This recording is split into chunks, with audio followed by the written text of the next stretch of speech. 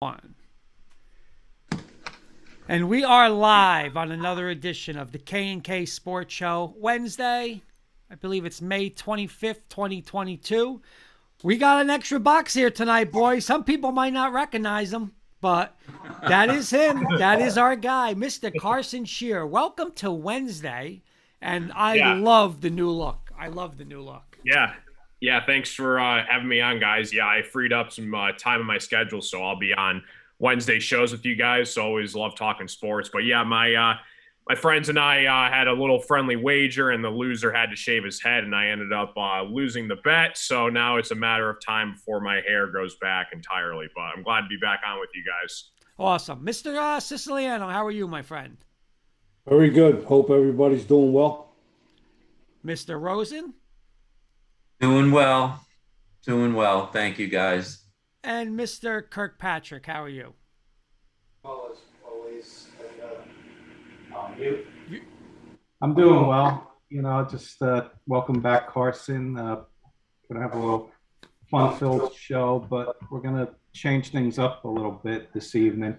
We're gonna start with what's on Sis's mind and something that's on all our minds. But I'm gonna let Sis take over and tell us what's on his mind and probably most of everyone's minds today. Okay. Sis, the floor is yours. Thank you. 10 years ago, we had Sandy Hook, and yesterday we had Texas. This is very disturbing to me. I have 3 grandsons, and, if people that are listening that do have small children, it kind of makes you wonder, do you want to keep these kids home and do homeschooling? I mean, again, I'm a little confused. I spoke to Kurt before the show about this. This guy actually walked into a store in Texas a week after his 18th birthday and purchased 2 rifles. They didn't even ask him for identification. Now, I know a lot's going back and forth with the senators in Washington, mainly the Republican senators they're not backing. They don't want to do a background check, which to me is totally asinine. But again, that's my opinion. A little confused. The priorities, are they too much to focus on with people with these dangerous weapons? Is it a lack of our being brought up by your parents in the right atmosphere? In other words, again, I'm older than most of the people on the show, except for Paul Rosen, and we used to. Me too. Exactly. We used to salute the flag, say a prayer, and to me, even though that's old school and outdated or whatever you want to call it, it seems to me once they took God out of the classroom and out of schools and out of everything to do with life in general, you started having, excuse me, you started having these major problems. And, as much as we all love sports and everything, I thought this was worth talking about a little bit tonight, not long, because,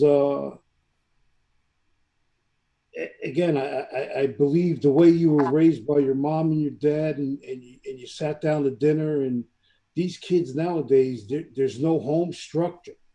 This kid was living with he shot his grandmother. And then earlier today, I was listening to, he posted on Facebook, of all places, what he was going to do. And I was a little confused because one of the law enforcement agency guys said, well, we had no warning. Well, how could you say that? He posted it on Facebook. So what are we missing here? Maybe I'm missing the boat here on this. I'm not really sure.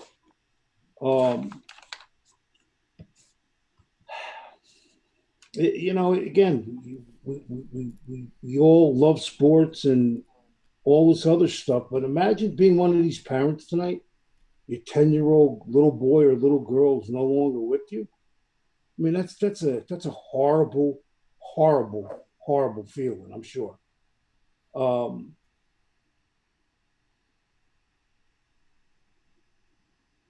I think the country unfortunately has gone off the wrong track. There's too much greed. There's too much everything that's totally out of control with salaries with professional players, and again, we're losing sight of what it's all about. We really are as a nation. Not only certain cities or communities or what have you. People can't afford to take a kid to a baseball game. To me, that's pathetic. If you go to a baseball game, you got to spend $300 or $400. I mean, that's not the way it should be. Unfortunately, again, it is, and we take for granted sometimes. We have food, shelter, come home every day. You got a place to come home to. Look at the bums in the street. Unfortunately, in New York, sleep in the street every night.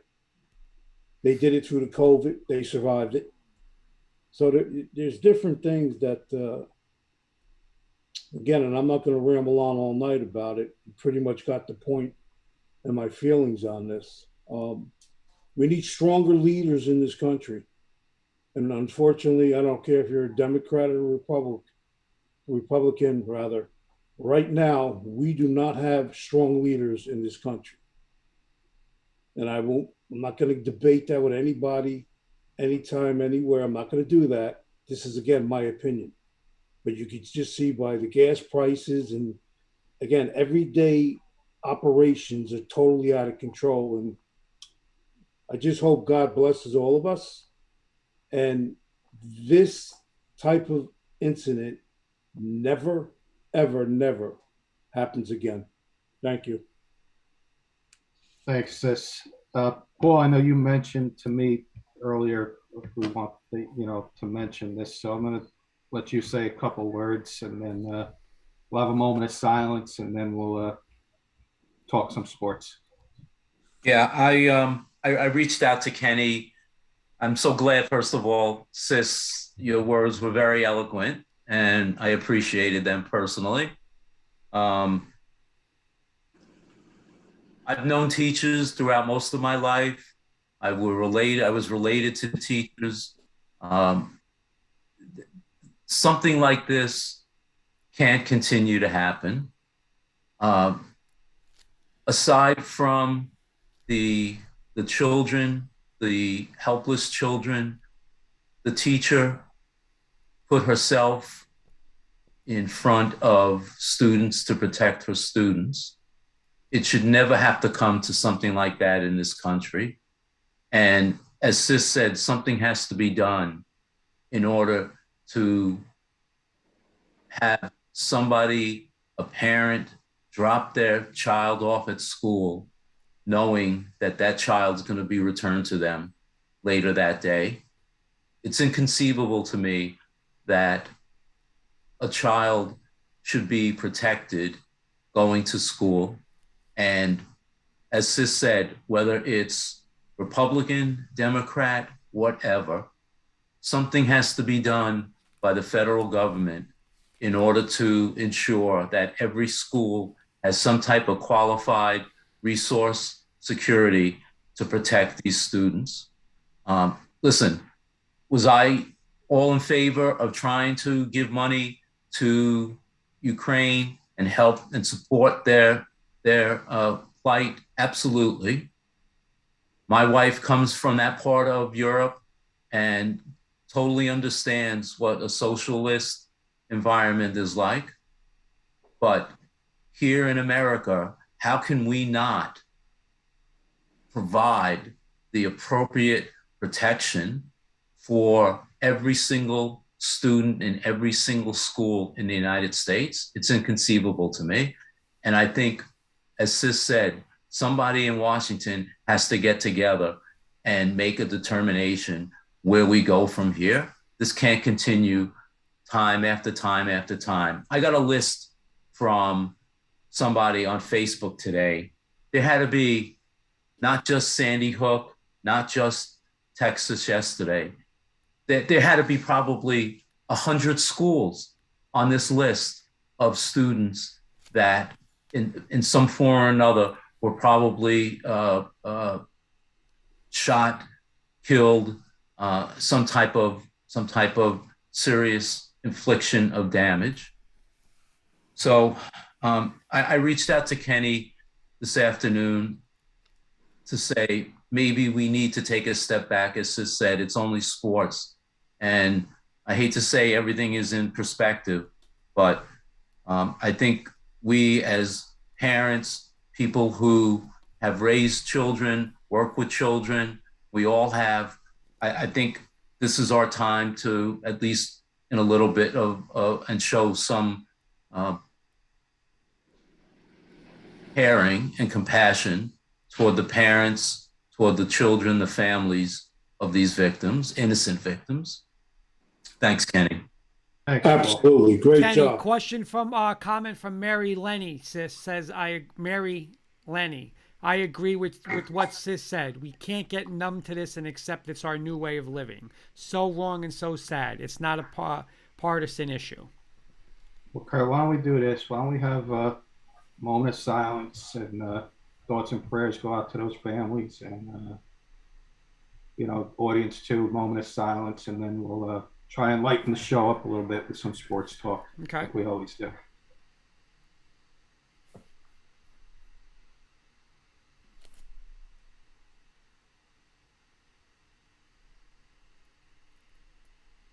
Thank you, everybody.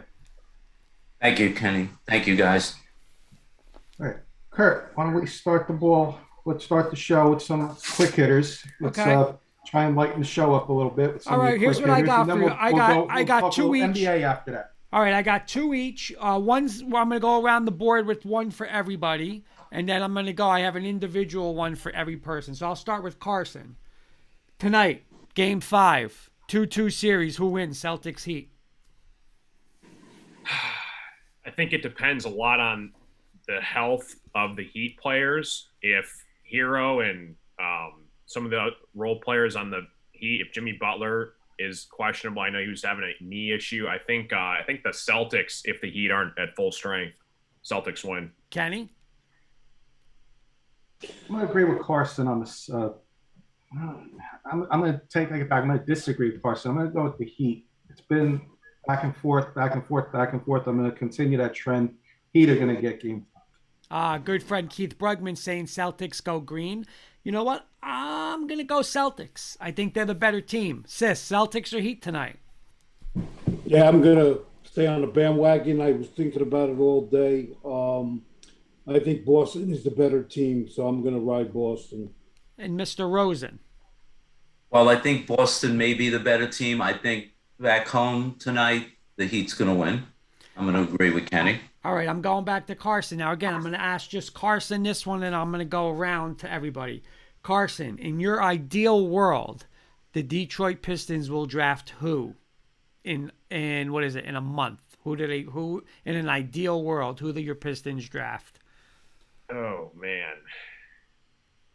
There's two guys on my board, Jaden Ivey and Shaden Sharp. I think a lot of it depends on what Sacramento does ahead of us, because I think Chet, Jabari, and Paolo are going to go 1, 2, 3. But depending on what Sacramento does, I think depends on what the Pistons have. If I were to pick, I would want Jaden Ivey.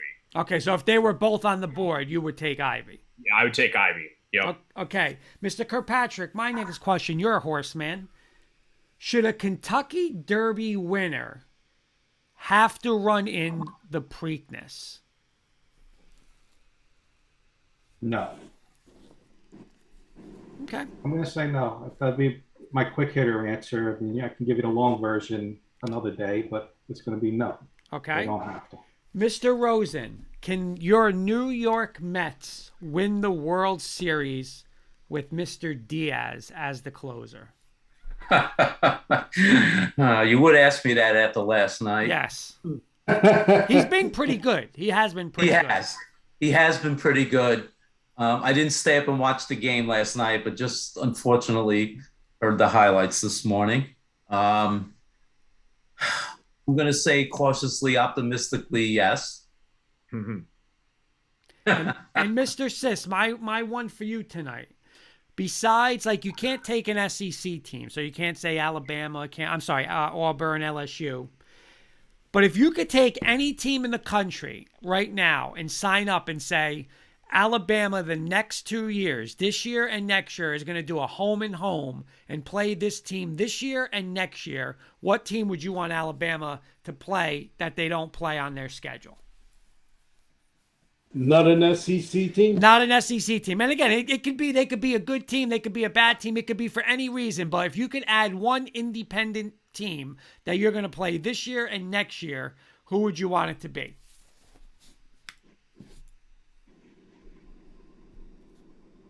Rutgers. No, I'm joking. Hey, no, that's But you know me, I'm joking. Truthfully,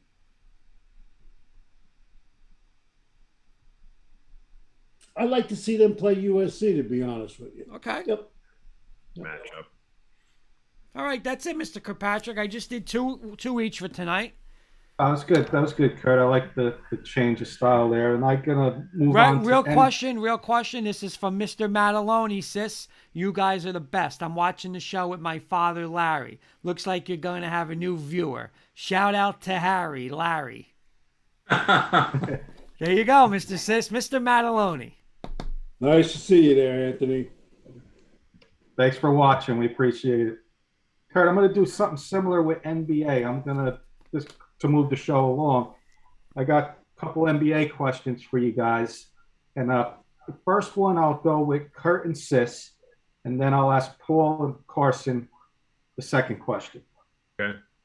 Hey, Kurt and Sis, you're getting the Western Conference. Kurt, who has the better bench, the Warriors or the Mavericks? I gotta go Warriors, I guess, right? Because you're putting up Jordan Poole on that team. You got Kuminga. I'm gonna go Golden State. Sis, same question. I'm sorry, repeat the question. I was just asking, who has the better bench? You've been watching the playoffs, the Warriors or the Mavericks? Who has a better bench? Oh, I would say the Warriors. Yeah. Okay. Paul, I'm going to change it off. I'm going to change it a little bit. I'm going to ask you the Celtics and Heat, who has the better bench out of those two teams? I would probably say the Celtics. Yeah. And Carson, same question. Yeah, I'd agree with Paul. The Celtics, I think they're a little bit more depth on the bench than the Heat have. Okay. Kurt, this one's going to be for all you guys. I'll ask you guys all this one. Whom would you rather have, Kurt? The Warriors offense or the Celtics defense?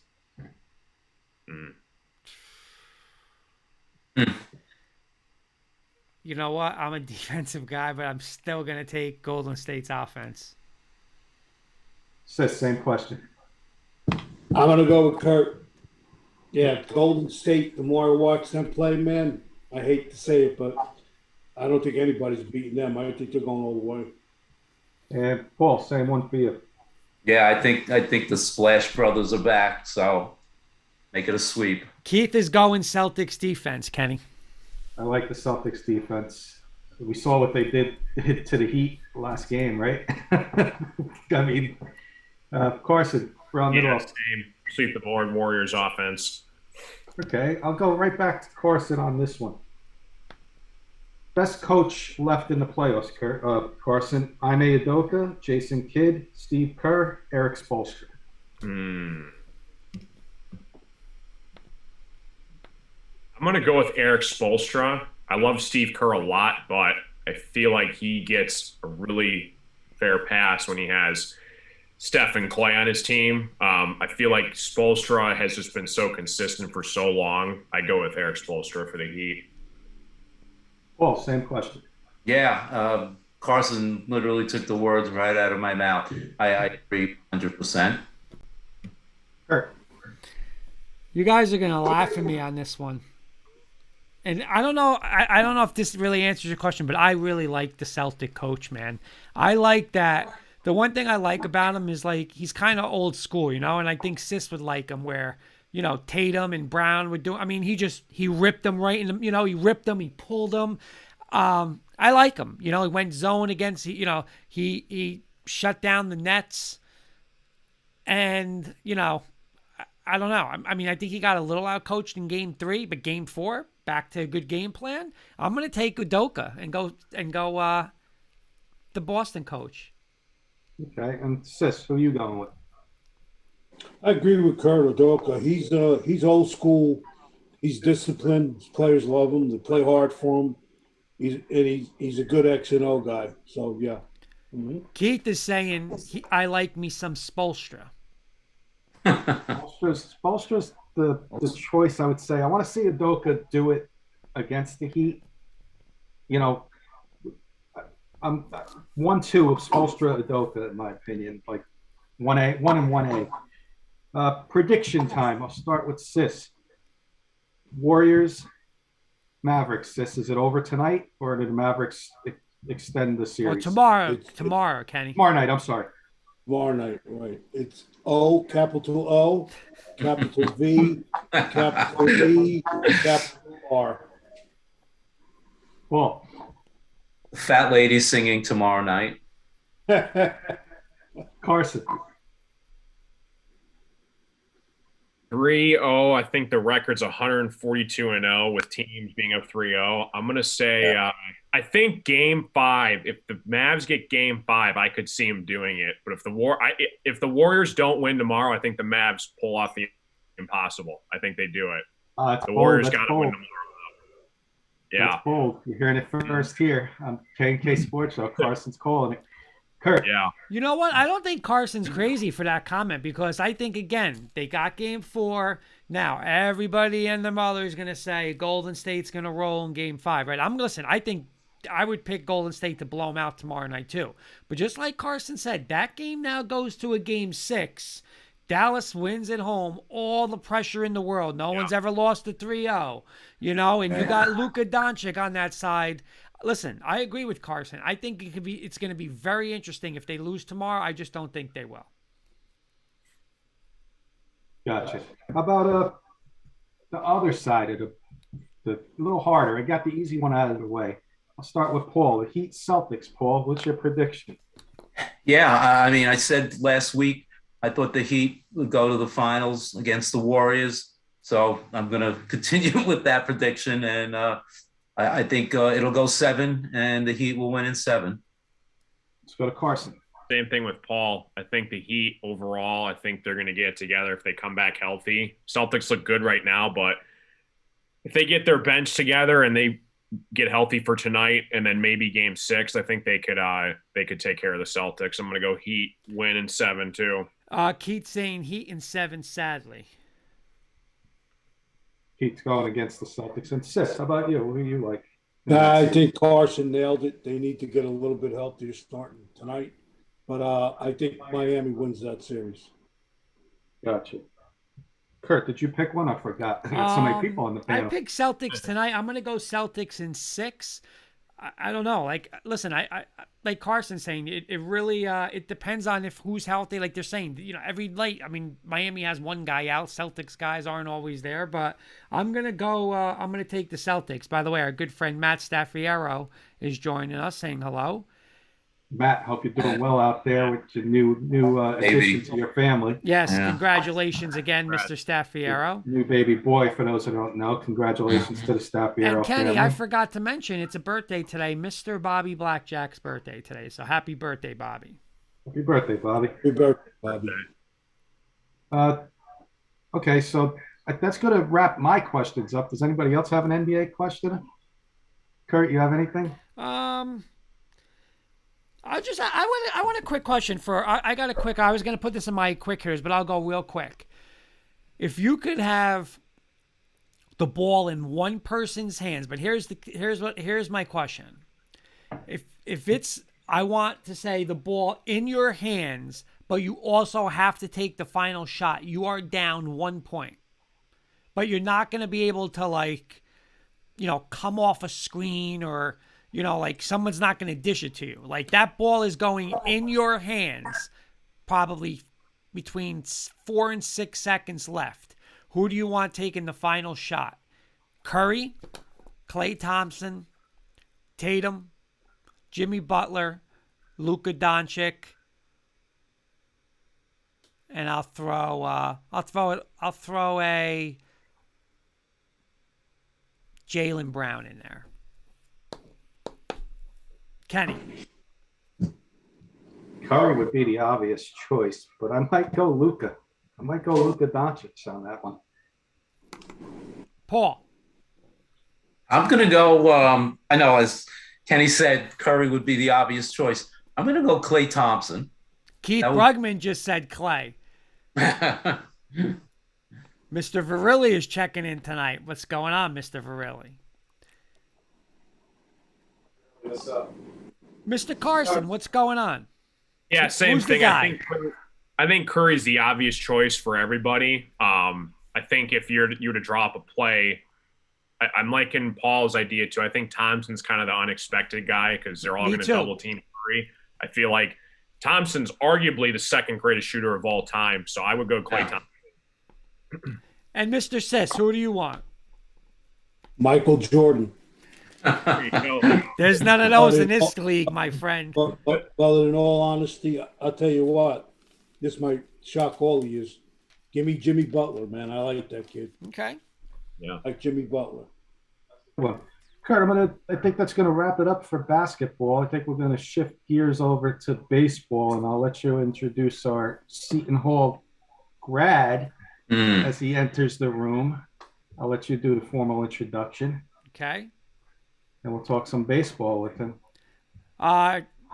There he is, the new Seton Hall graduate, our own guy, Ryan Scoop Woodhams. How are you, Mr. Ryan? I'm well, Kurt. How are you doing, sir? Congratulations. And by the way, I want you to introduce, we have a Michigan State student on our panel. You never met Carson. So Hey, Carson How are you Shear, doing, Carson? Ryan. What's going on?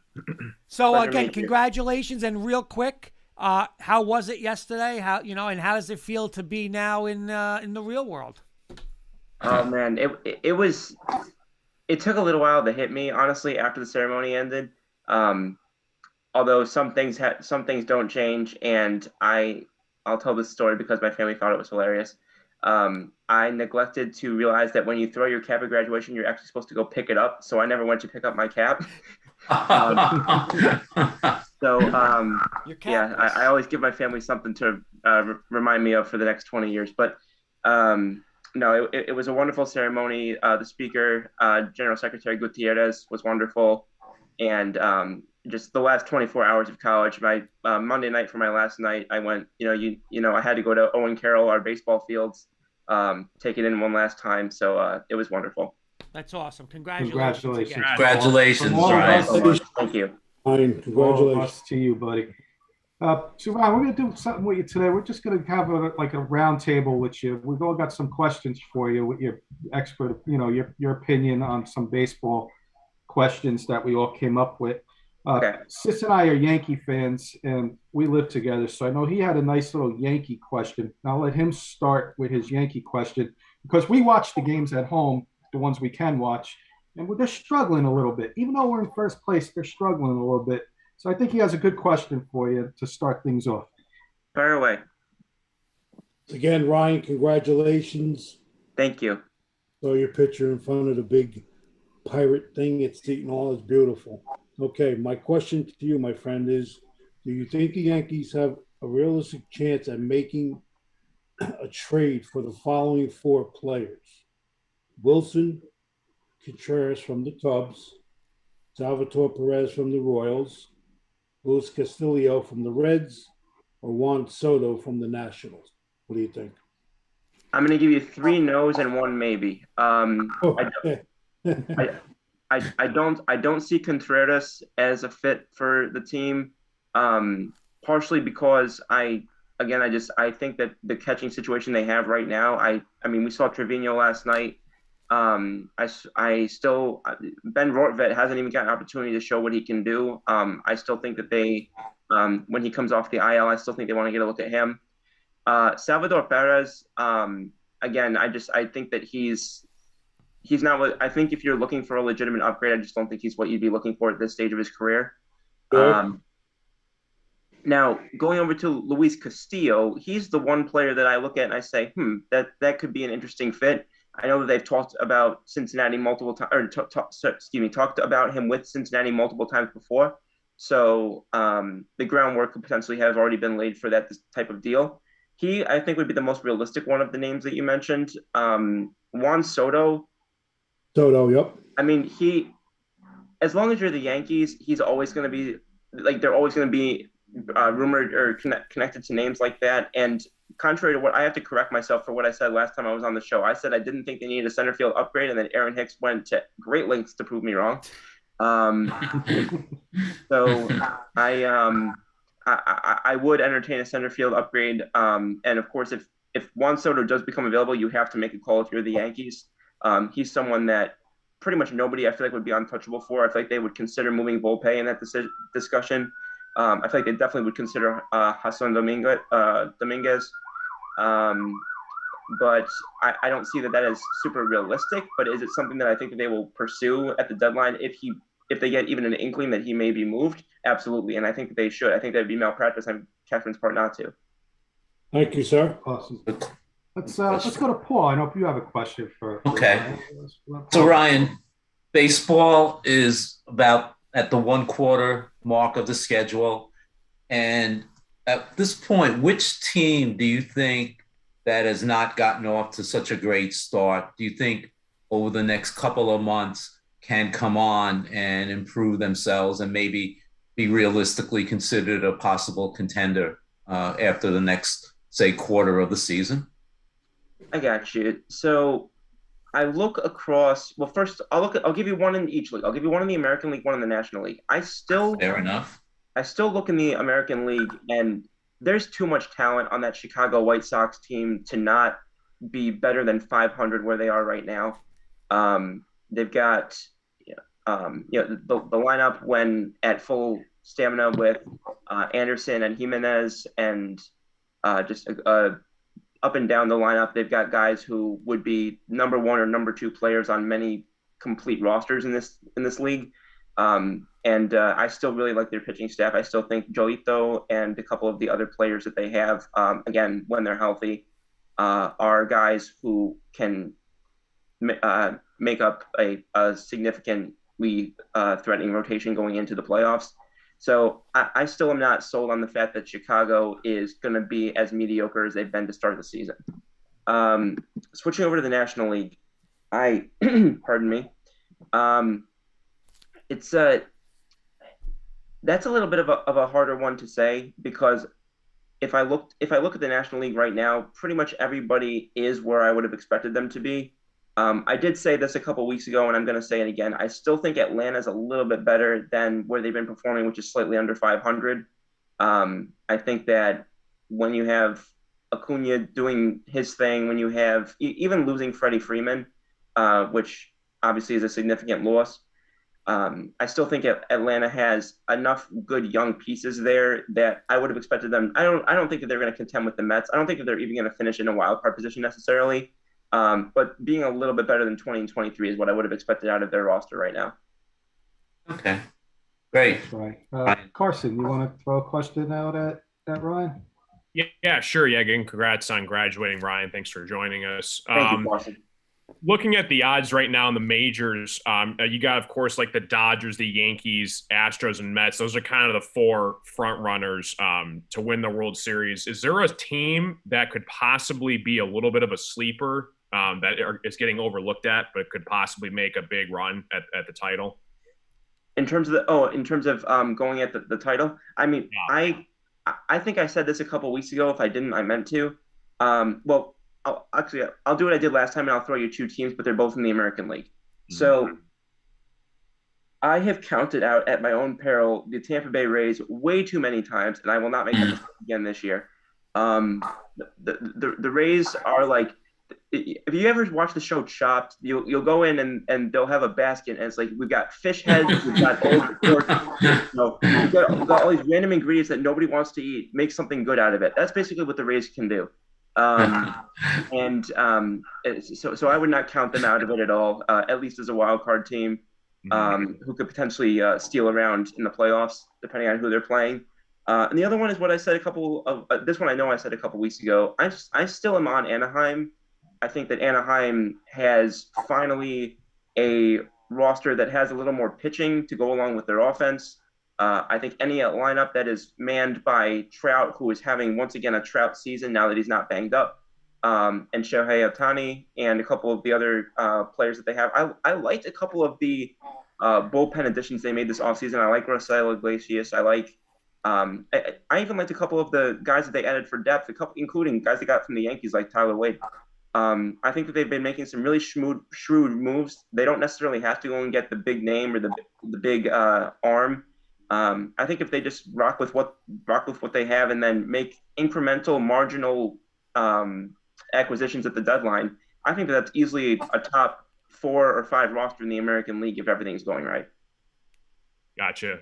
Yeah, just for the thought of it. Yeah, Angels are 20-1 right now, and the Rays are 25-1. So if you want to throw a few dollars on those chat, it might be worth it. I like those. Those are some pretty good odds. Mm-hmm. Those are. Kurt, you want? I'll ask Ryan my question, and then I'll go to you, and then we got. Okay, actually, I got one more, Kenny. Let's go before you get me and you. There's one from the audience that Keith asked, and Ryan kind of answered it, but he's talking about the Angels, and he's saying, what's more likely? The Angels get to the World Series, or they sign Ohtani to a long-term contract? I would say them signing Ohtani to a long-term contract. We've seen them willing to make those deals before under Art Moreno.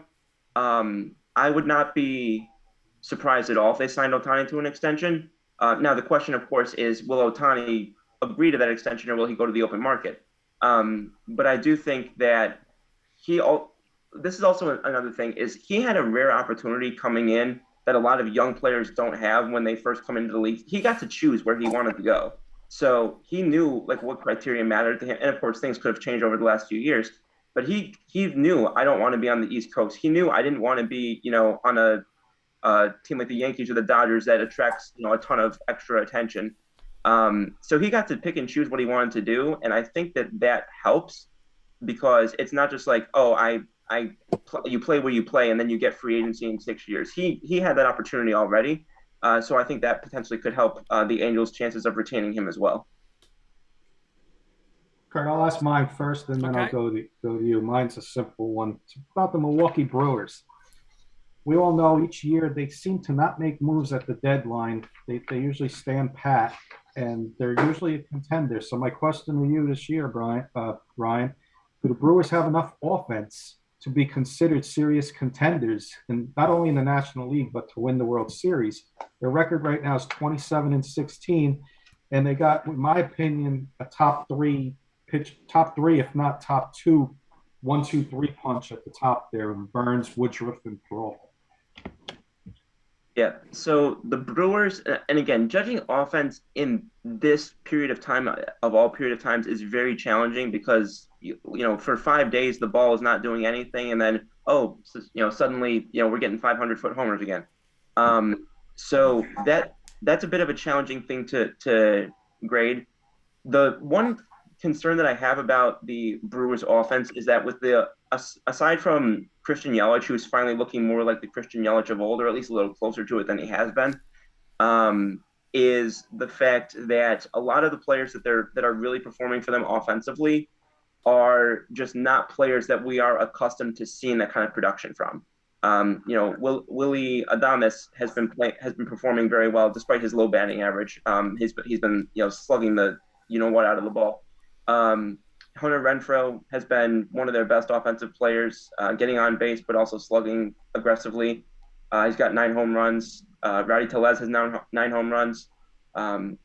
So it's not a question of the production that they've had so far. And what I also like about a lot of the different players in this lineup is that they're getting a lot of walks. They're getting a lot of plate discipline. They're some of the guys are striking out more than I would like, but that's just the nature of the game more than anything else. So if they can continue that, then I think that's definitely a legitimate building block toward potentially making that run. The concern that I have is the same concern that I had about the Colorado Rockies when they started the season off the way that they did, is I just haven't seen the track record from too many players that are doing well right now to believe that all of them, or even the majority of them, are going to be able to maintain that production. Thanks, Ryan. And Kurt, why don't you throw one at Ryan. And I got one more. And again, thank you, Ryan, obviously for coming on, especially with graduating yesterday. And we're hitting you all different angles. But my last one is when we talk about the trade deadline. The one team that people say is the wild card are the Boston Red Sox. Now they have been better. They're up to 20-22, 8-2 in their last 10. But I mean, they got guys that could be game changers, right? So my first question is, where do they have to be to really say we're going to be sellers? And out of Devers, Bogarts, Trevor Story, J.D. Martinez, in your opinion, if they are going to move, who's going to go from that group? Could you please read the names again? Devers, J.D. Martinez, Bogarts, and Trevor Story. Okay, got it. So first and foremost, I'm going to go back to the beginning of the question in terms of where do they have to be sellers. And I'm going to do what I do a lot of the time, which is answer that question in two parts. Where they have to be, I think, is different because they are the Red Sox. I feel like the Red Sox just don't, they're like the Yankees in that regard. They just don't sell that often. The last major sale I can remember them doing at the deadline was back in probably 2014 when they moved John Lester and all those other pieces. They've done it a little bit since, but not to a degree like that. And then, of course, the mammoth trade they made with LA that to this day I still don't know how they pulled that off. But looking at where they're at right now, I would say that you're probably looking, because of the way the division is structured and because of the way that Chaim Bloom runs organizations, I think that what you'll see is if they're not within maybe 5 or 6 games of playoff contention close to the break, I think you'll start to see them look to move, not a franchise player like a Rafael Devers, I don't think, but I think a Bogarts and a Martinez. I think those two guys are going to be guys to watch. Martinez has had a ridiculous start offensively, one of the best offensive players in all baseball, but is also 34 years old. And another thing to keep in mind is he would have had a limited market last year because there was only the DH for 15 teams. Now the DH is all 30 teams. So a National League team could pick him up and say, oh, we want this guy for the stretch run, where that couldn't have happened last year. So there may be more demand for him, which may increase what Chaim Bloom is able to get for him. So he is definitely someone I think would be a fit. And Xander Bogaerts, honestly, was somebody that I was surprised hasn't been moved already. Not because I think that they should necessarily move him, but it just, when they came off the Mookie Betts trade, I just figured that he was naturally the next shoe to drop along with Benintendi, and he's hung on. That being said, he would be the other one that would definitely make sense for me. He's not as great of a shortstop defensively as I would have liked. I prefer at 3 positions. I do care a lot about defense, and that's shortstop, catcher, and center field. And I would like to see better defense from Xander Bogaerts going forward, especially if he's going to be about to be 30 years old. So I do think he eventually has a position change. That being said, I can definitely see a team taking a chance on him just for his bat alone and saying, we'll worry about, moving him to second base or whatever the case may be, if we can re-sign him. All right. Anybody have anything else for Ryan? No, great job, Ryan. Right, thank you. We hit you from all different angles. Yeah. And it's got awesome. You on your toes tonight. Yeah, I enjoyed it. I do want to say one thing. Pass the final exam with us too, buddy. You graduated from the K&K show. Yeah. I think that final exam was the one that I did best on. But I'm kidding, of course. But no, I do just want to say shout out real quick, NFL wise. Not only did my cousin and cousin-in-law announce last week that they are expecting their second child, but he also has agreed to a contract with the San Francisco 49ers for the upcoming season. So my cousin will be playing cousin-in-law will be playing for the 49ers this season. That's so awesome. That's awesome. Come out there for us so we can all follow him. What's his name, Brian? What's his name? Name's Tyler Croft. He played for the Jets last year, and he before that 2 years with the Bills and 4 years with the Bengals. Yep, another name. Awesome. Good luck to him with the 49ers, and we will definitely be following him as he's part of our show now. So does that mean you now become a 49er fan and change an Eagle fan? I have told him from the moment he got drafted, or at least told my cousin and him from the moment he got drafted, if you sign with anybody but the Dallas Cowboys or the New York Giants, I'll get whatever hat you're signing with. Oh, You can't do the other. You can't do it. Awesome, Ryan. Thank you so much again.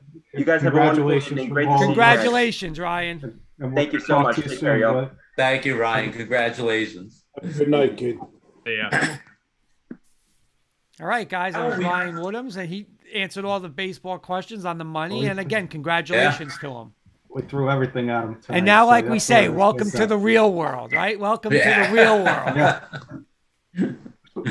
So So we got some time before Joey Clams comes on with our hockey guy. So Paul has a nice little baseball segment for us. So why don't we throw Rosen's Roundtable into effect? Okay. Well, I'm so glad that Carson's on the panel tonight and will be on Wednesdays, because the Rosen Roundtable is a baseball Hall of Fame related segment tonight. Nice. And, I'm going to start off by first saying I think we've had the pleasure of seeing two of the greatest all-time players in our generation playing, and at least one of them I think is going to retire after this year, Albert Pujols and Miguel, your boy Miguel Cabrera. Mhm. And thinking about it, seeing them over the last 20, almost 20 or 21 years, it got me thinking about how closely their careers have been. And so my question to you guys, and I'm going to start with Carson, is if you had an opportunity to pick one to start your team, who would you pick? Miguel Cabrera or Albert Pujols? So let's go Carson, Kurt, Kenny, and Sis. I'm gonna be a little biased because I grew up watching this guy, but I'm gonna go with Miguel Cabrera. It angers me that we did not win a World Series with him. He did win one though with Florida, but he had multiple opportunities with the Tigers when we got to the World Series twice. Just could not get the job done. But yeah, I would go with Miguel Cabrera. I think he obviously is going to go down one of the greatest hitters of all time. Same with Pujols. I think he's legit as well in his own retrospect. I'm glad that he's going to retire as a Cardinal, where his career kind of started. But if I had to pick, I'd go Miggy for sure. Okay. Kurt? by the way, Keith is agreeing with Carson, saying Miggy, and I'm going to agree with Carson too. You know, that's a really tough question. They're both great players, but I'm going to go, I don't know. I think he's probably the best hitter that, I don't know if I've ever seen, but I mean, he's got to be one of the best hitters that, you know, top three probably that I've really watched like on a year-to-year basis. So it's tough, but I'm going to take Cabrera. Kenny? Just to be different, I mean, it's a tough question, and you can't go wrong with either. I'll take Pujols, because Pujols in his prime, I don't think I've seen anybody better. How many intentional walks you would see Pujols? If there was a runner on second, you knew that there was probably a 75%, 80% chance that run was coming in. You know, if not, he was getting that runner over. But, you know, you can't go wrong with either. But I'll take Pujols to start my team. That's a nice little champion. Sis? Totally agree with Kurt, man. This is a tough question. But I'm gonna say Cabrera. Yep. By the way, Keith is saying that contract versus output killed me as an Angel fan. So obviously he's talking about the Pujols contract. Right. He's pretty bad too. Yeah. I'll tell you, in looking at and delving deep into both of their careers, Carson, you may agree with me, but Cabrera, I think, might be one of the most underrated all-time players, if that can be believed. I'll tell you, I mean, if you look at his statistical career, plus all the awards, the Triple Crown, I mean, it's amazing what his career has been. So I think I'm going to go with you guys and say Miguel Cabrera. Okay, which leads me to my the rest of my questions. So Hall of Fame, I'm going to give you guys New York players, National League players, and maybe some young players. And I want you to answer fact or fiction if you think this player will be in the Hall of Fame. Okay? So we'll start with Carson, Kirk, Kenny, Sis. Now let me ask you this, Paul. Is this our opinion? Like, would we put them in the Hall of Fame, or do we think they're going to get in the Hall of Fame? I think if you think they'll get into the Hall of Fame. Okay. Okay. My first player from New York, Garrett Cole. No.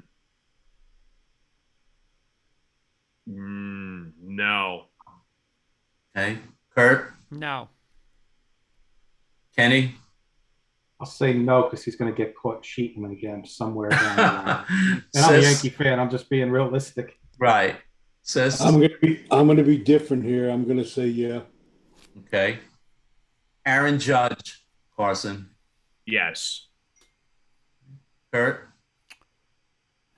Don't ask me the part if I think he should, but I'm going to say yes because New York market. So yes, especially if he stays. Yes.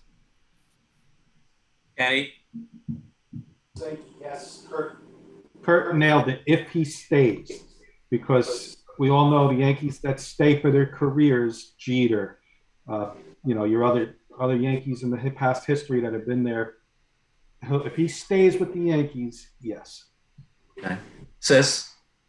Yeah, Kurt nailed it. New York market, definitely. Jacob deGrom, Carson? I think if he wins a World Series, yes. Kurt? I'm going to say yes unless he has I'm not saying these injuries aren't major, but major where he misses the next 2 out of 3 years. But I think if he's there, yes. Kenny? To surprise you, I'm going to say no right now because of the injury problems. Those injuries are going to add up. He's not going to have the amount of wins that a Hall of Fame pitcher should have. Yeah. Sis? I'm gonna go along with Carson. If he wins a World Series, definitely. Francisco Lindor. Oh. You said no? Yeah, no. Okay. Kurt? Yeah, I got to go with Carson. I'm going to say no. Okay. Kenny? Agree. I think he's struggling a little bit in New York, not putting up the numbers that he should be. Yeah. And Sis? Yeah, I'm gonna sweep the board, but I think the kid's a great player. I really do. Giancarlo Stanton. No. Kurt? This is so tough for me, man, because I think, you know what? People laughed at him, but you know what? He's getting back a little bit to the Stanton. I'm going to say this really depends on when Carson said about DeGrom. Like, I think the Yankees would have to at least win 1 or 2 World Series, and he would have to, like, come up big in those. But I'm going to go no. Okay. Tough Kenny? one for me. A tough one. I'm going to throw a no in there as well. Similar reasons as I had with the Grom. Injuries start to add up. Okay. And Sis? Yeah, I'm gonna agree with Kurt. I'm gonna say only if they win a World Series in his time and he steps up big in those games, that'll be his only shot. Okay. And last for New York players, Max Scherzer. Yes. Kurt? I think he's the biggest lock on this list so far, yes. Okay. Kenny? Yes, 100% right now, yes. Did it with different teams, so Yeah, absolutely. good point, Kenny. Good point. Yeah. And Sis? Yeah, he's a lock. Okay. Some National American League players. Bryce Harper.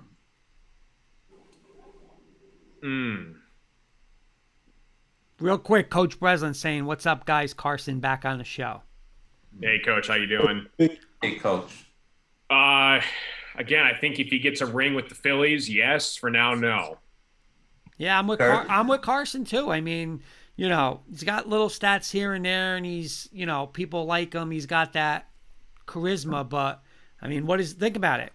He left the Nationals and they won a World Series, right? So I don't know. Were they better without him? I mean, I'm going to say no too. Okay. Kenny?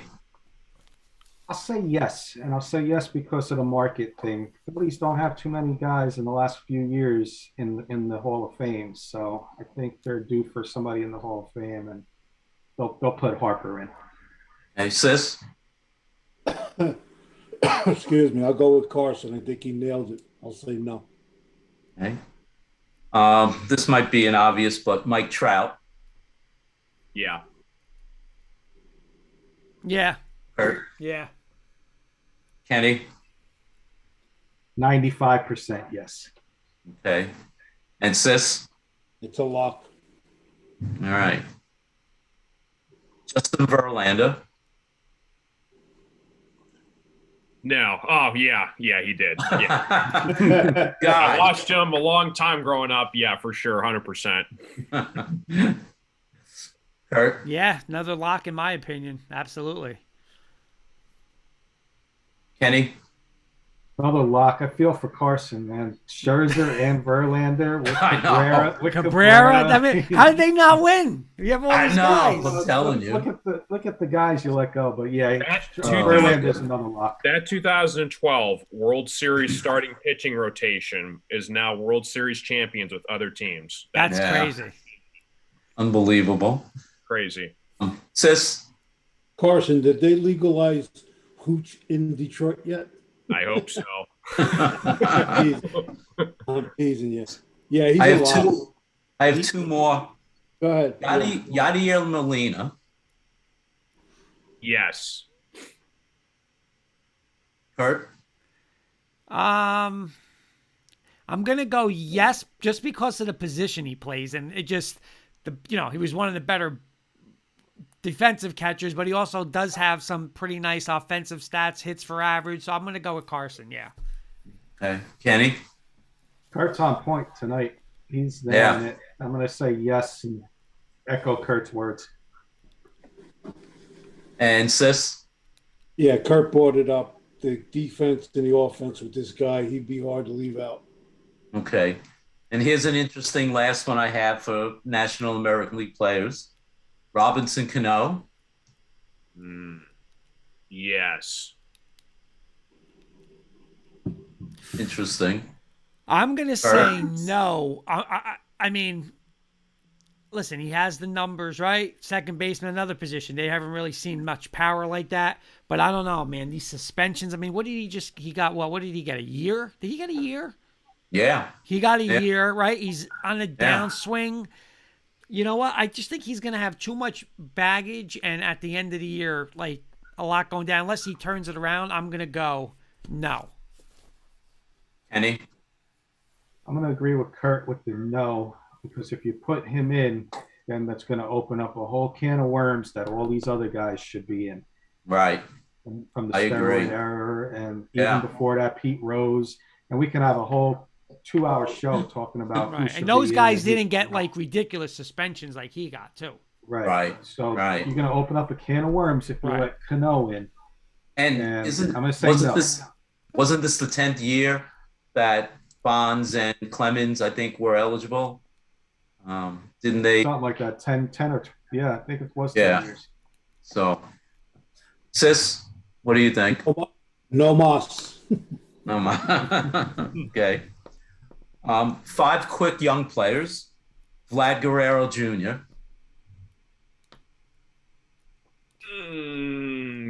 Yes. Kurt.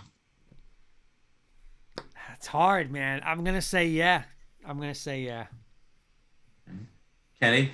I got to go right now. Absolutely. I mean, things can change in a couple of years. Right. But I got a young player. We're going as young player. Yes, he's in.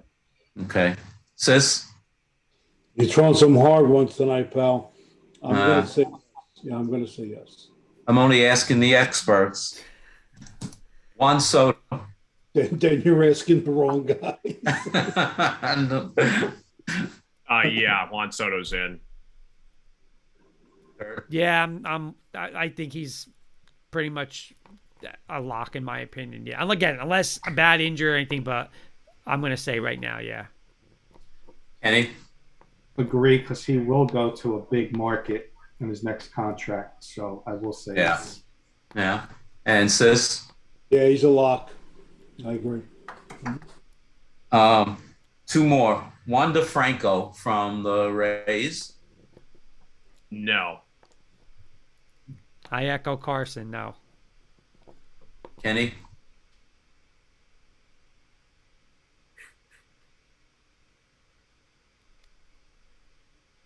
Did we lose Kenny? I don't hear Kenny. I don't know. Yeah.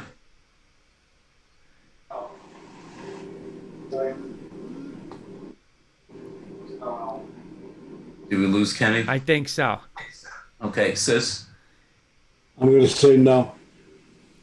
Am I Last here now? one. Yeah, we hear you, Kenny. Oh, there you Okay, go, that was Kenny. my fault. I said no to Wander Franco. Okay, and the last one, Otani. 100%. Yeah, he's Yes. gonna. I mean, for a lot of different reasons, I agree with Carson. I mean, yeah, absolutely.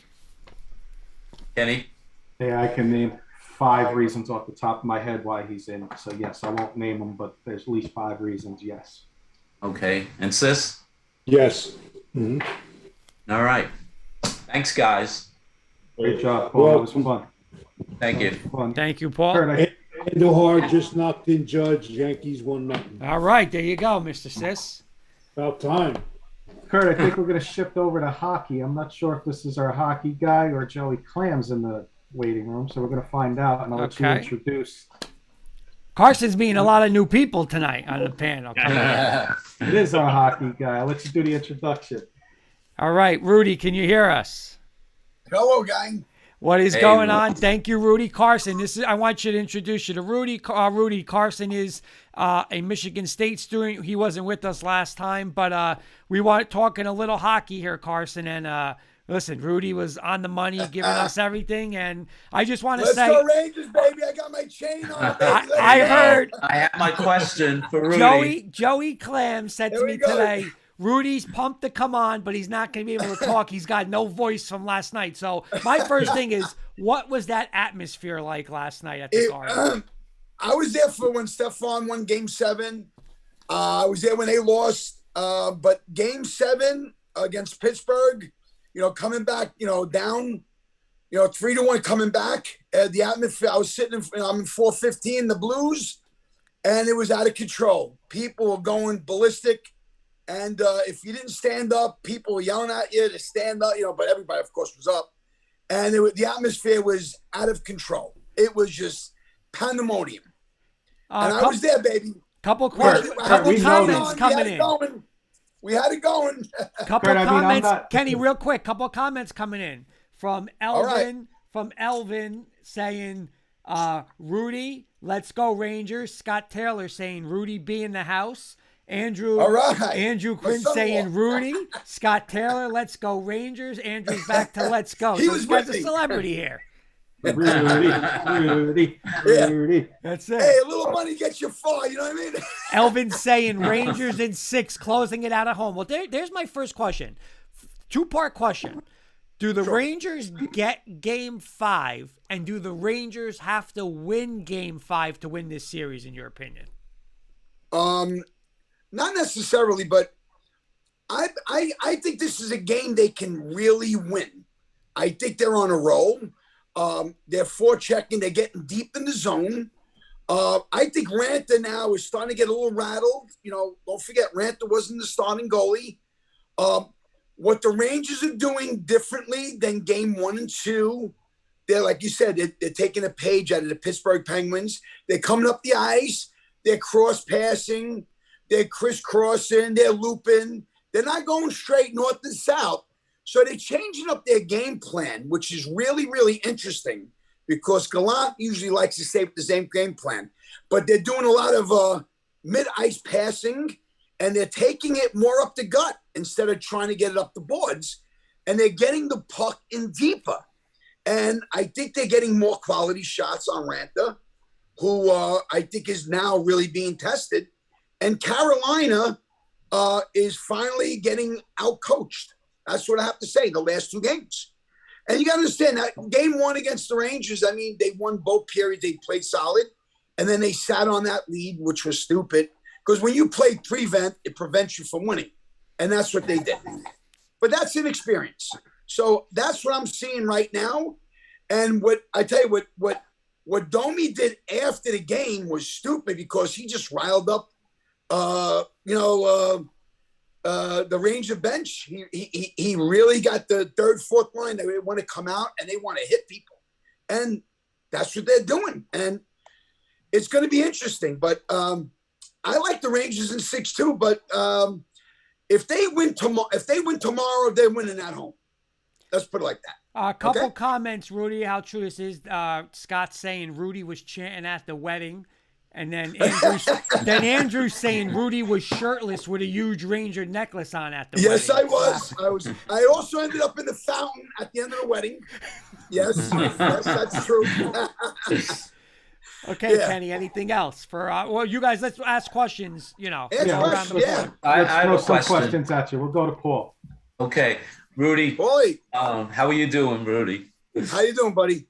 Good. So, obviously, you think the Rangers are going to win in 6, based on what you just said. So, I think I would like this. I mean, if they win Game 5, they're going to win at home. Okay. I think I mentioned to you, I'm down here in Florida. Yes. And, I grew up big Ranger fan, very big Ranger fan. Became a very respectful Islander fan because of who they were also. And now that I'm down in Florida, over the last 8-9 years, I've watched the Lightning and remind me so much. I think I mentioned it a couple of weeks ago of the Islanders and the Islanders back in the day. You know what I'm talking about. Yeah, but please. I just read some. I know. Believe me, as a Ranger fan, also. But but anyway, so what I'm saying to you is, if the Rangers win, what do you think the chances are against the 2-time Stanley Cup champion Lightning? Wow. Well, we have more speed than them, that's for sure. But I'm going to talk as a fan. You have the greatest goaltender in the world, Vasilevsky. Yes. Igor probably this year, but so until you beat him, until he gets beaten, and their experience alone, I hate to say it, but Tampa has the edge. They have the edge because they have the experience. They have a goaltender, and then you got to understand he's 6'4.5". He's in the net. And he moves like a cat. And then you have Victor Hedman, who's 6'6". So where's the shooting lane? You know what's crazy? McDonough, their defense is just so deep and so experienced. And then you have the size with the big cat, Vasilevsky. And it's going to be hard. You know what's crazy, Rudy? They had, and you know this, they had a goaltender, Ben Bishop, if you remember. Ben. Yeah. He was all world. And they got rid of him because they knew they had Vasilevsky, who was probably even better than Bishop. And Bishop was an unbelievable goaltender. And he was a big goaltender. That's my point. That's my point. Very rarely do you see a goalie that's 6'4" and that can move like a Richter, who can move like a Soros. These guys that that can split. When he goes down on the ice, he's still covering a lot of net. And then you put Victor Hedman in there, and where's your lane? And there's a guy that plays 27 minutes. Great coaching, a great team. They lost guys. They lost Brendan Point, and they still know how to win. So the edge goes to Tampa, without a doubt. Rangers are a faster team, but experience. You saw it in the first round, right? We saw in the first round, Tampa and Toronto. Yeah. We saw the Blues and the Wild, right? We saw that experience. We saw Pittsburgh and the Rangers the first 2 games. That experience, Crosby and Malcolm, they were crisscrossing, they were flipping, they were looping. Then they had Gensel and whoever took the bait. These guys are smart and they know how to win championships. Just plain and simple. Yeah. And that's Tampa Bay. And well-coached team. And like you said, picking up McDonough was unbelievable in the trade when they got. Mm-hmm. Yeah. And like you said, the whole league is full of Rangers. Mm-hmm. Guys, couple more Thanks. comments coming in Thanks, from Rudy. NJ Hockey 155 saying Rudy B is an animal. And these next two comments are music to my ears because I got a future with this team winning the West. And he's also saying no one is stopping Colorado. And Scott Taylor saying Colorado is a juggernaut. So, anybody, Kenny, you want to go around the board for questions? Yeah, I got a Rangers question. Then I'll go to Sis and Carson after I ask him a Rangers question. Okay. Rudy, in your opinion, in this series with the Hurricanes, who has to step up their game, if anyone, on the Rangers to assure us to win this series against the Hurricanes? Well, I love the way our bottom lines are playing. But Kreider and Zivanejad, I would love to see some more scoring. And I'm not really, and I wasn't happy with him in against the Pittsburgh series. Panarin's a great player. Don't get me wrong. But when guys like Panarin, when they're playing in playoff hockey, these guys don't care what your name is on your jersey. They're going to the body and they're pushing Panarin off the puck. And I like to see Panarin step it up a little more. And I also would like to see, Kreider get a little more involved, which he did the last game. And that's the key right there. I like to see Panarin put more shots on net. And I would like to see Panarin hold the puck a little more. And he's playing a little better because he's changing his skating pattern. So that's what we're going to need. We're going to need the big boys because the rookie line, the rookie line, the kid line is playing good. The fourth line is playing good, but the big boys have been a little inconsistent. So we're going to need them to step up. And that's Kreider, Zivanejad, and Panarin.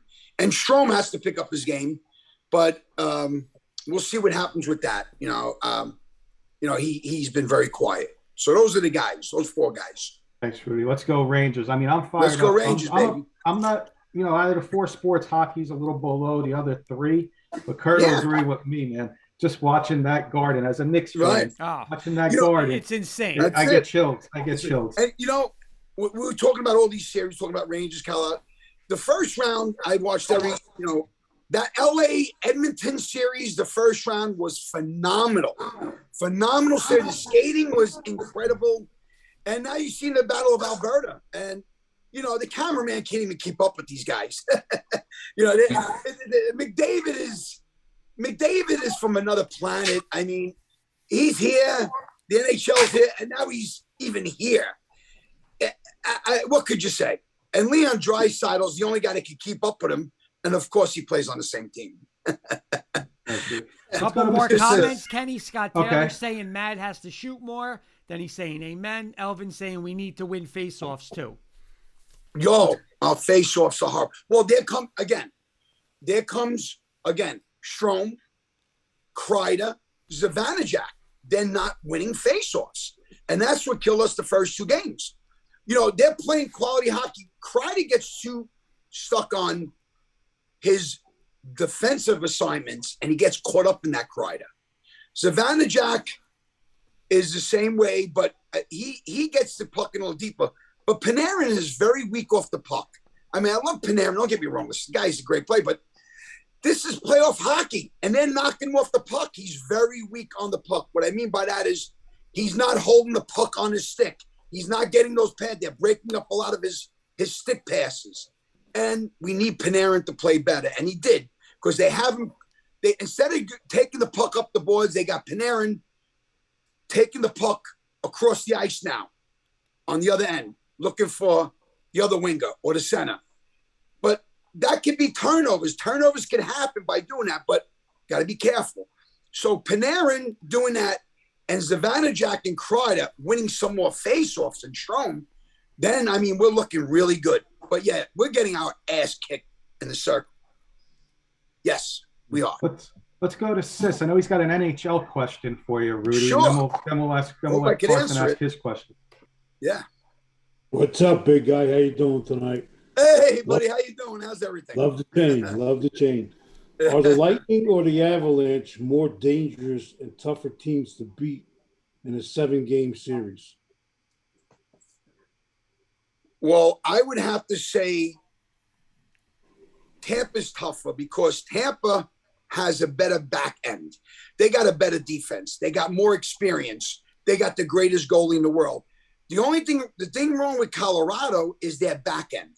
You know, they're susceptible because they don't have the depth as Tampa on defense. They don't have the goalie like Vasilevsky. So the edge, a big edge, goes to Tampa Bay in the 7th game, without a doubt. Without a doubt. And I'll be honest with you, Colorado, I told you, ride the Colorado train, but Right. their back end is a little bit weak. And you know what? Tampa's isn't. And that's scary. So if they three-peat Tampa Bay, don't be surprised. But I'm still riding the Colorado train. I'm with you. I'm with you. Couple more things. Louis Como saying Rudy is straight class. And Joey Clams, I just got the message from Joey Clams, Kenny. He said, very loud here. God bless the soul of the kids and family in Texas. Yes. And then he Without a said, doubt. after Without a that, let's go Rangers. Let's go Blue Wolves. That's his daughter's IC team. Yeah. And then he says, in his words, hey, everybody, how you doing? So that's Joey Clams tonight. How you Man, Joey Clams. I want to give a quick shout out. I know we don't do this yet, but I want to give a quick shout out to U.S. Hockey. We got to get more ice on the ground here, guys. We got to build more rinks in the inner cities. We have to get it going because, hockey's just conquering. ESPN has us. They all want hockey right now. And to those politicians out there, take your hands out of your pocket. Let's build some more rinks in the inner cities and around in other states, and let's get more kids on the ice. We got a comment from a Brad Fleischer saying spitting knowledge, Rudy. You're spitting knowledge. There we go. All right. Let's have Carson ask a question, and then we'll let Rudy throw his final words out for the Ranger fans out there. We'll do that. Yeah. Rudy, nice to meet you, man. Good luck to you and the Rangers tonight. Yeah, just kind of a couple of comments more than a question. I was watching that game against Pittsburgh going in triple overtime, and I had money on the Rangers. And let me tell you, man, that was one of the most exhilarating games I've ever seen in my life. I mean, you want to talk about playoff basketball, football, baseball. There is nothing like playoff. Nothing. I mean, possessions back and forth, left and right. I just want to know what your thought process was watching, all the way from, going into overtime and then the first overtime, the second overtime, and the third overtime. And then when you're wondering, are you going to go into a fourth overtime? What was the atmosphere like? What was your thought process like? Well, being a Ranger fan, I've been there for double overtime. That's Ranger hockey. Mm-hmm. I'll be honest with you. Not because I'm a Ranger fan. I'm a hockey fan. You guys know that. And I'll be honest with you, I kind of felt that was a penalty. Wasn't a penalty. That should have been a goal. Dumoulin actually got hurt on that play. There was no call on the ice. All right. And on top of it, if there's no call on the ice, and then of course it gets reviewed, and everything goes to Toronto. And the bad part about that triple overtime, and we're so worried about player safety and these big contracts. Of course, hockey players don't get big contracts. In fact, hockey players, to let you guys know, don't even get paid for a playoff series. You know that. They get a piece of the pie depending on how far they go. So, these guys are not making nothing like the other three sports. And you know what? By that game going into overtime, triple overtime, 3 guys got hurt. So you're worried about player safety, and, it goes to Toronto, and they come up with the new rules and new regulations, and they need to be straightened out. Because I felt that game shouldn't have went into overtime, but it did. It was a 50-50 call, but, home ice. But, of course, the Rangers ain't going to get the call, which, I'm a little, bipartisan on that side. I'm sorry. But, 3 guys got hurt, and, that's not good for the sport and for the safety of players. You're talking about playing 2 NHL games in one day. Mm-hmm. I don't know if you guys ever played hockey. Yeah. Play back-to-back days and tell me how your legs feel the third day. Yeah. Oh, boy. That's why whenever the teams play 3 out of 4 days and they're playing back-to-back, bet the other team. I live by that. Rudy, we got a comment. Scott with another comment. He's saying, Rudy, Sharon said, let's go Rangers. She can't comment. All right. And we are going to the Garden next series. Yes, we are. We are definitely going to go. It's going to be exciting. It's electric. Listen, my daughter's going to be at the Carolina game tomorrow. Nice. And she says, Dad, I got tickets, because she has cousins out there. And I go, where are you? She goes, Dad, I'm going to Carolina. I'm going to go to the game. I go, you son of a bitch. I says, where you sitting? She goes, Dad, $140. I'm sitting on the second, the second level, like center ice. I'm going, you got to be kidding me. You're not getting at the Garden. I buy popcorn and the water was $16. I mean, to park the car, 2 hot dogs and a water, I paid $148. You lucky son of a bitch. I said, she's going to be with a cousin. They're going to be, I'm like, and again, with hockey, not getting, it's so important that teams like Rangers want to get far in the playoffs or win a cup because, the hockey union, those guys make more money. The small market teams don't bring in as much money to the pot, and they don't split as much. So, but you still need those small market teams, and we want to make those small market teams get a little bigger. So it's good all around. But it goes to show you, I always say my son-in-law, Tom, he's out in Boston right now while he's working. And I always say, when the Rangers play the Devils, I know the Devils are going to make payroll that week. Because they're playing at the Devil Arena. They double the price of everything. That was the Nets for years, right, Kurt? That's it. All right, Kenny, want to just give Rudy the final words for him? Final words on the Rangers, a little chant, whatever, for Ranger fans, whatever you want to do. Give us final words on the Rangers. I'm going to give you the final word on Rangers. Rangers got to stay physical. They got to play like they played the last game. They got to start crisscrossing the patterns. They got to stop just going north and south is good because that's their style of hockey. But they got to start drop passing more. They got to start looping like they did the last game. And by doing that, they get in deeper. They get more chances to score. And if they keep the physicality and they keep it more deep in their zone, I can't see why we can't win this series. And that's how I look at it. They got to play like they played the last series. And don't sit on a 1-goal lead. And that's what Gallant said last night when it was 3-1. The wingers right away were flying back. No. Play like it's a 0-0 game. And they'll be fine. But you got to understand, they're a young team. One of the defensemen are 20 years old. The kid line is 22, 21, and 20. So easier said than done. You understand? And one other thing is I want to give out a shout out to my boys at the Panini Bistro in Spotswood and Matawan. Great place. 36 different panini sandwiches. You guys in Jersey, you got to hit the Panini Bistro. Anthony and Paul, tell them Rudy sent you. I love those guys. They're great. There you go. Anthony and Paul. Absolutely. One more last favor there, Rudy. I want for the audience in Carson who wasn't here last week. I want to see that hockey stick ceiling fan again in your background. The hockey stick ceiling. There you go. Yep. There it is. Look at that thing. That is great. That's pretty damn neat. That's awesome. But Rudy, real quick. Rudy, real quick. Let's invite you back next week for a Rangers celebration because I know in my heart we're going to beat those Hurricanes. I would love that, and even if not, I would still love to be on the show because we got right now we still got we got a lot more hockey, and I tell you guys, I know you guys are not it's a fourth sport. You got to watch Edmonton. You got to watch the Battle of Alberta. The fans, the crowd, it's out of control. And I want you guys to watch Connor McDavid skate. It's just the most fascinating thing I've ever seen. And I've never seen anybody skate like that in my life. And I've seen Gretzky. Check it out. Unbelievable. I've seen Gila Floor. God bless. It's unbelievable. This guy is in just another stratosphere. And the Battle of Alberta is an unbelievable rivalry. It goes back to history of Canada.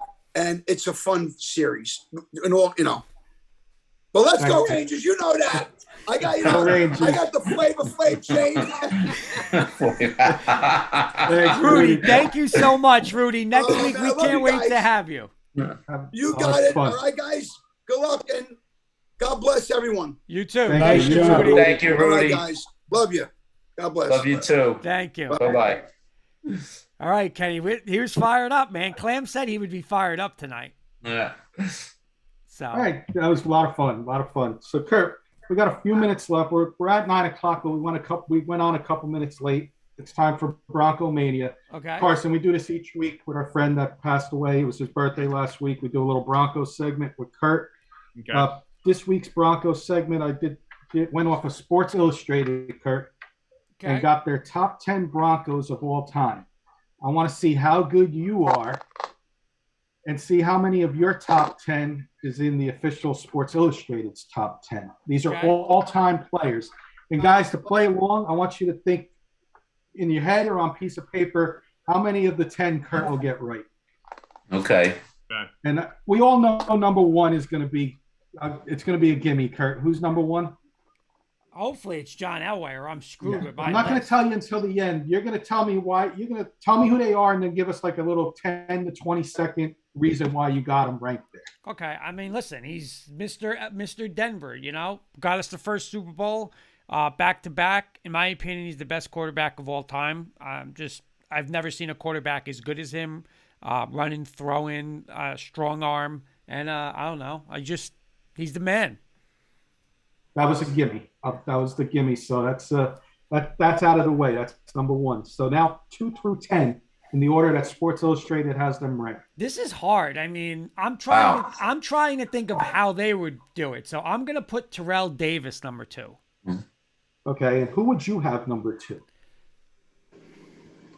Listen, I would put Manning number 2. I really would. Even though he was there 4 years, just the thing he did, the records, getting us to 2 Super Bowls.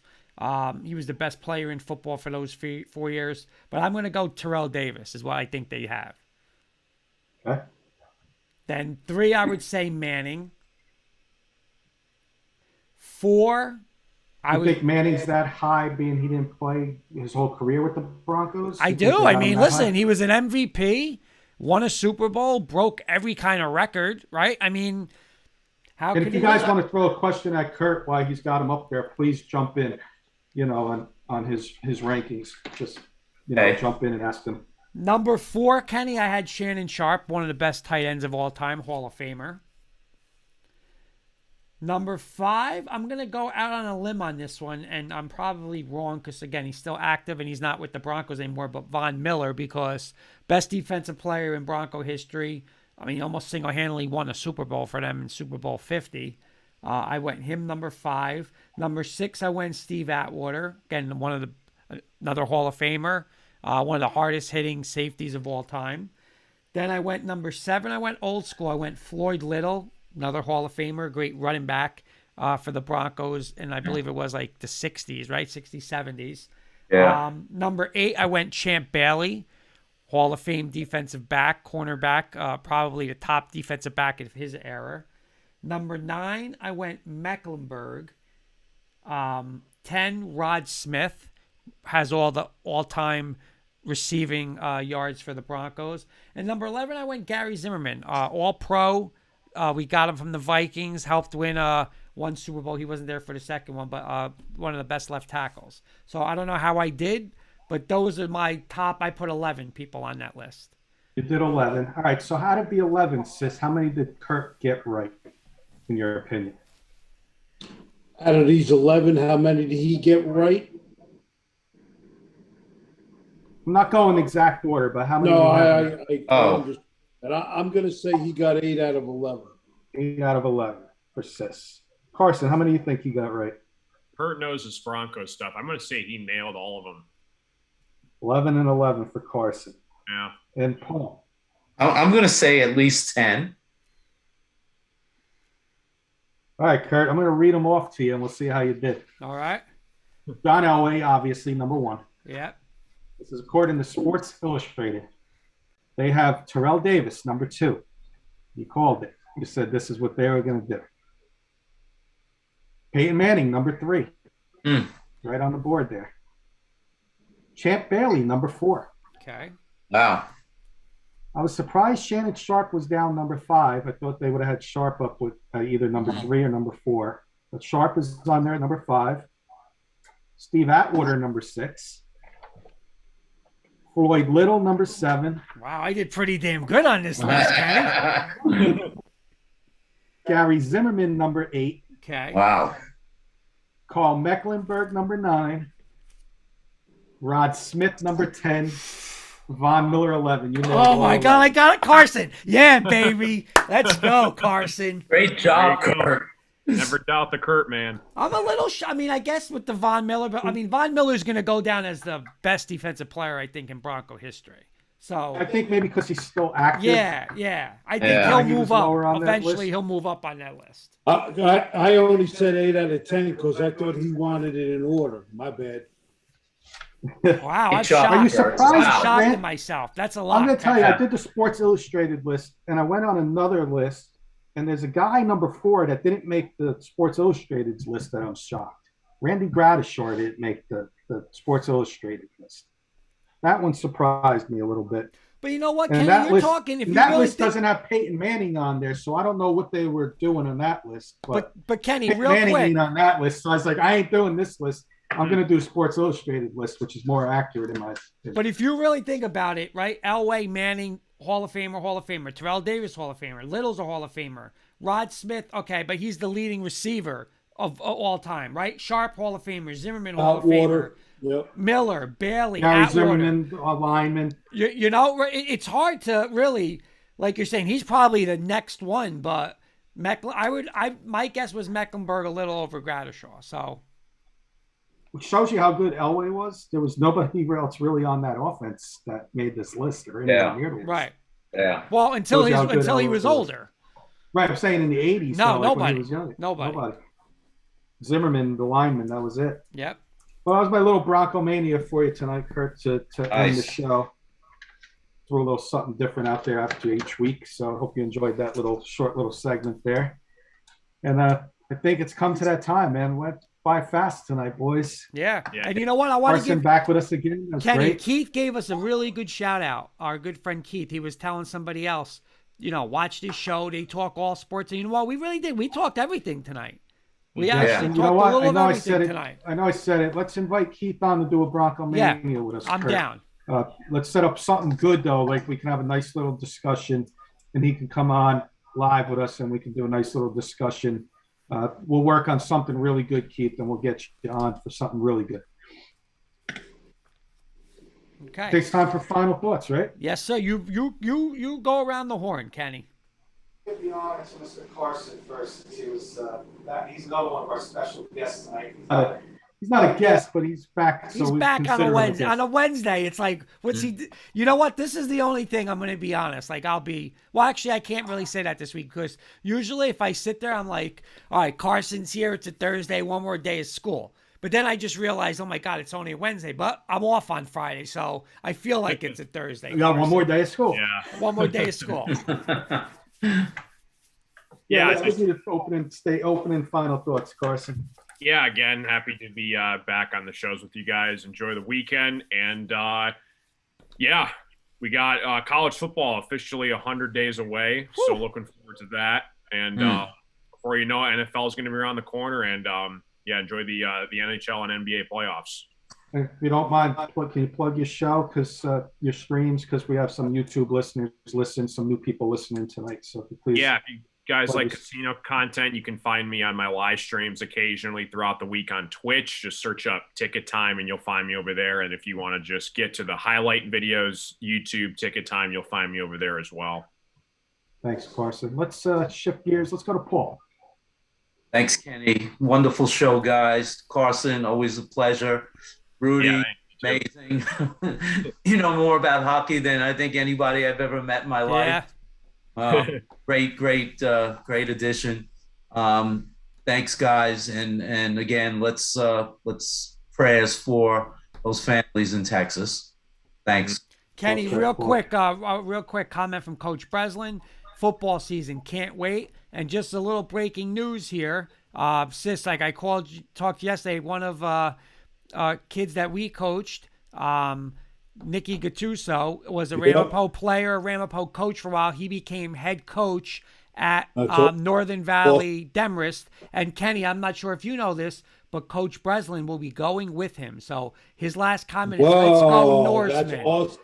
So Coach Breslin will be going is at Demarest with Nicky Hey, Coach. Gattuso. So congratulations. Congratulations. Congratulations. Congrats, Coach. They're following you, Coach. Might have to get up there to a He's game. got some defensive coordinator, boy. Woo! That's awesome. Let's go to Sis. That's awesome news, Kurt. I text Guts yesterday congratulating him. Final thoughts. Again, prayers for all these poor people out in their families in Texas. Have a good Memorial Day weekend. Don't drive and drink. Obviously, that's a no-no. And enjoy all the sports over the weekend. I know I will. Good night. Kurt, I'll go and I'll let you finish tonight. Okay. Well, Paul didn't go, did he? No, I just went. Thanks. Okay. Yeah. Again, thoughts and prayers to the families out there in Texas. Tragedy,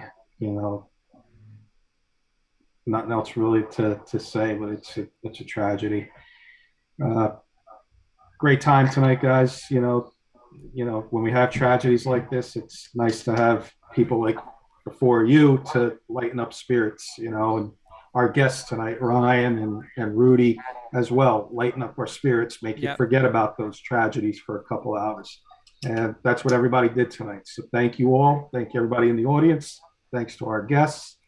Like Sis said, enjoy the weekend. Be safe out there. Have a fun weekend. Behave, and we'll see everybody next week. Enjoy your week, everybody. My final thoughts, Kenny. Coach Breslin saying thanks. He wants to help him. He's saying help my buddy out at Demarest, and he's saying yes, thoughts and prayers to families in Texas. Very sad, and I agree. I'm right with you. First and foremost, we do a sports show, but it's just a tragedy. It's sad. It just shouldn't happen. We could talk about this all night long, but main thoughts, like you're saying, thoughts and prayers with the family there. Congratulations, Ryan, on Seton Hall. Thank you for coming on talking baseball. Thank you, Rudy, for talking NHL. Congratulations to Nick Gattuso and Coach Breslin going up to Demarest. And another shout out to Kenny is Happy Memorial Day, and thank you to everybody for making it a Memorial Day. We sit there and we always say, it's about, right, Sis? We always used to say, oh, we're going out, having drinks, but what's really that day about? So thank you for everybody. Thank About everyone. the veterans, yeah. For the veterans, it's a huge day. Thank you to them. And hey, NBA draft's coming up, right? Carson, your Pistons, our Knicks. We're somewhat in the lottery. I'm ready for some free agency, and football's around the table, baby. Let's go. I see highlights every day. Paul Rosen. Russell the Judy, Russell the Hamlin, Russell the Sutton. I'm ready to go, baby. Opening night, Seattle. We're coming for Mikey the Mush's Seahawks. He's going to light that place up. We went from Aaron Rodgers every week to we almost got through tonight without a Russell Wilson. Right. I was going to say, Kenny, what was the over-under on that one? Kenny, let me put number 12. Let me put number 12 on the Bronco list. Russell Wilson. Put him on, baby. There you go. And by the way, Avalanche is up 2-0 right now, second period. Thanks, Kurt. So, all right, everybody. All right. Have a good night. We will see you next week. See you guys next week.